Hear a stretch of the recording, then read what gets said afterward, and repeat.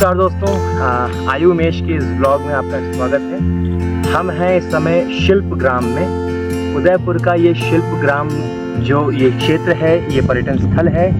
ये पुरानी शिल्पकारियों के लिए, पुराने कुछ ऐसे खास रंगमंच जैसा आप यहाँ देख रहे हैं, इनके लिए यानी कला के लिए फोक ट्रेडिशन को जिंदा रखने वाली जगह है।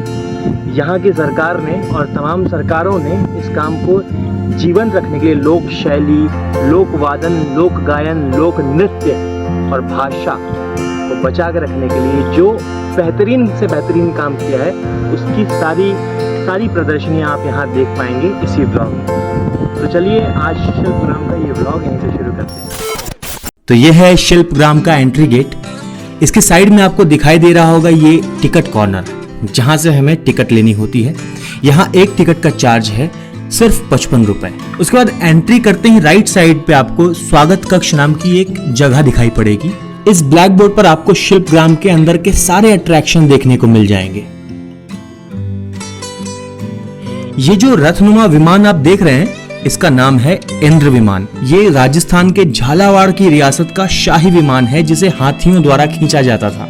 अरे याद आया कि हम लोग इस व्लॉग में थोड़ा सा आगे निकल गए हैं। चलिए थोड़ा पीछे चलकर एक प्यारा सा लोक नृत्य कालबेलिया दिखलाते हैं।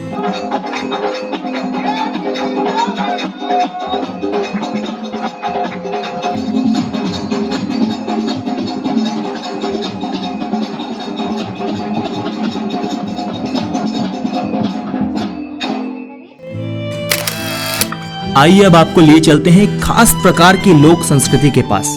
जी हाँ, ये जो झोपड़ी या झोपड़ियों का समूह आप देख रहे हैं, ये जैसलमेर की बस्तियों की प्रतिकृति है। ये देखिए, इस कमरे में बुनाई का काम चल रहा है। यहाँ चादरें और कोटियां तैयार की जा रही हैं। ये सब कुछ हथकरघा उद्योग के अंतर्गत आता है।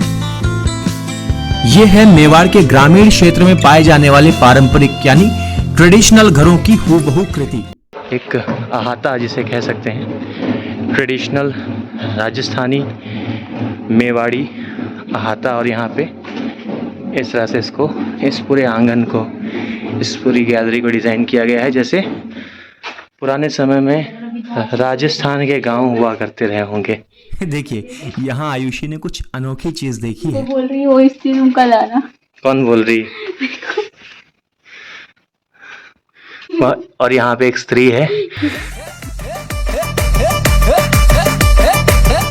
और हाँ, आपको बता दें कि शिल्पग्राम में लोक परंपरा के अनुसार गृह और ग्राम उद्योग को भी बढ़ावा दिया जा रहा है। यहाँ आपको अनेकों ऐसे स्टॉल्स और दुकानें मिल जाएंगी जो हैंडक्राफ्टेड प्रोडक्ट्स बेचती हैं। उनके ये प्रोडक्ट पूरी तरह से भारतीय हैं, बल्कि पूरी तरह से गांव की कलाकारियों का बेमिसाल उदाहरण है। इन्हीं प्रोडक्ट्स को निहारते हुए हमने एक जादू देखा। देखते हैं इस वीडियो में आगे। अच्छा, इस साइड से तेल भरते हैं इसमें उल्टा करके, और यहाँ पे बत्ती लगाएंगे।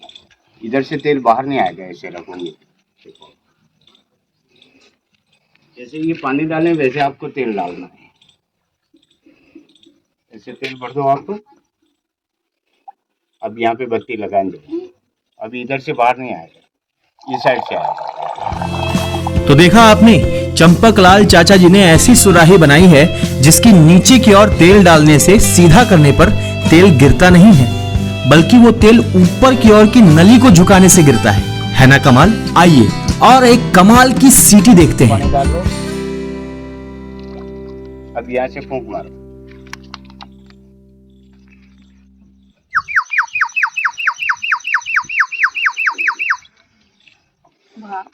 तो इन जादुई प्रोडक्ट्स को देखने के बाद हम पहुंचे कठपुतली का शो देखने।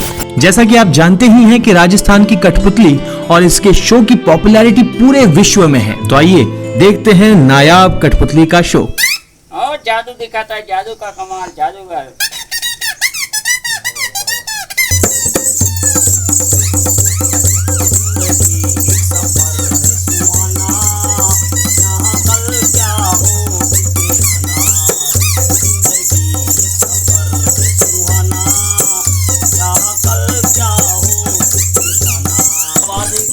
सफेरे का राज दिखाओ। और ये आया सफेद आया, दिल्ली का गया करार रे, बजा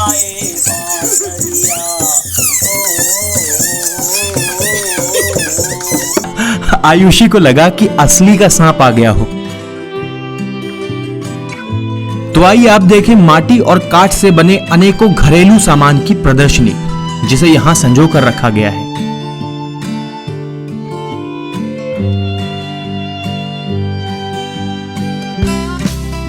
है ना खूबसूरत।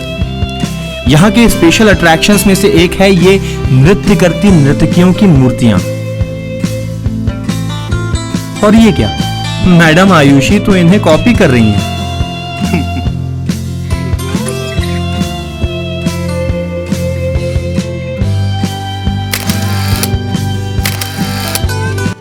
आयुषी ये बताओ, ये कौन सी मूर्ति है? हाँ चलो, तुम्हारा एस्थेटिक्स आज देखते हैं कितना स्ट्रॉन्ग है। बताओ ये क्या है?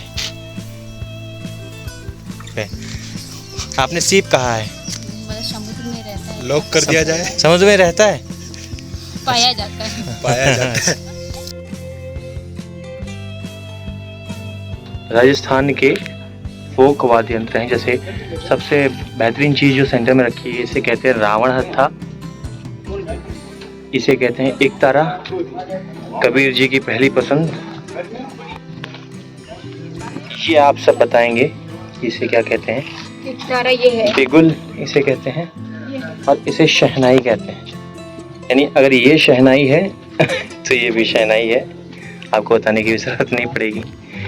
और एक तारा के पास अगर वो एक तारा है तो आई थिंक वो भी एक तारा ही है, तो उसका शेप थोड़ा अलग है। ये जो बंगला नुमा हवेली देख रहे हैं आप, ये गांव की ट्रेडिशनल हवेली है, और आई एम बेट श्योर कि ये बड़े बड़े जो डुप्लेक्स होते हैं शहरों में आजकल, डुप्लेक्स कल्चर, उसको टक्कर दे सकती है। आइए जानते हैं इस झोपड़ी के बारे में कि इसकी क्या कथा है।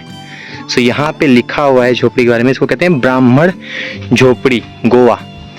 सो ये गोवा हिंदू ब्राह्मण की झोपड़ी, जो समृद्ध वहाँ ब्राह्मण वर्ग रहा होगा, उसकी झोपड़ी के तौर पे इसको पोर्ट्रे किया गया है यहाँ पर। इसके बाद हमने देखी गुजरात की ट्रेडिशनल 2 मंजिला झोपड़ी। तो आइए आपको यहाँ की भी सैर करवाते हैं। अभी ट्रेडिशनल घर है गुजराती पेड़ापुर स्टाइल का, और इस हवेली नुमा घर की छत पे हम लोग आ चुके हैं।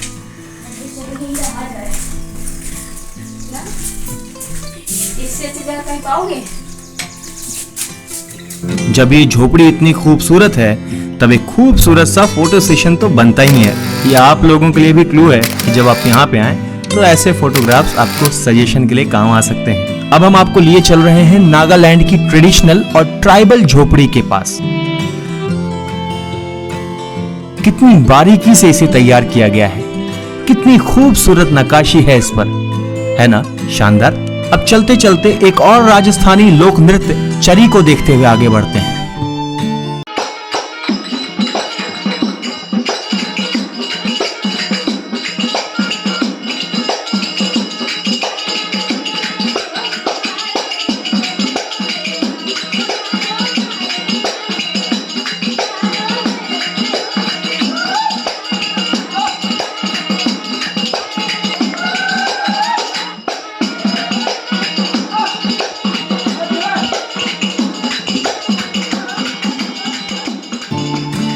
वाह, इतने प्यारे डांस के बाद फोटो सेशन तो बनता ही है। वाह, क्या अकल्पनीय, अद्भुत, अतुलनीय नजारा है। वाह वाह, क्या भारी भरकम शब्द बोले हैं ना। पर इस जगह की खूबसूरती के आगे मेरे सारे शब्द फीके हैं। इस वीडियो में बहुत कुछ था जो आपको दिखाया जाना था, और इस व्लॉग को थोड़ा और डिटेल में बनाया जाना था, पर वीडियो की ड्यूरेशन को देखते हुए हम आज का ये व्लॉग यहीं खत्म कर रहे हैं। ऐसे ना जाने कितने ही व्लॉग्स लेकर आते रहेंगे हम बीवी और मियाँ, यानी आयुषी और धर्मेश, आयुमेश। अब आयुमेश के इस व्लॉग को दीजिए इजाजत, टाटा बाय बाय। अरे एक सेकेंड, राजस्थान आए और ऊंट ना दिखा तो क्या खाक राजस्थान आए? तो ऊंट महोदय कृपया बाय बाय कहिए। Bye bye.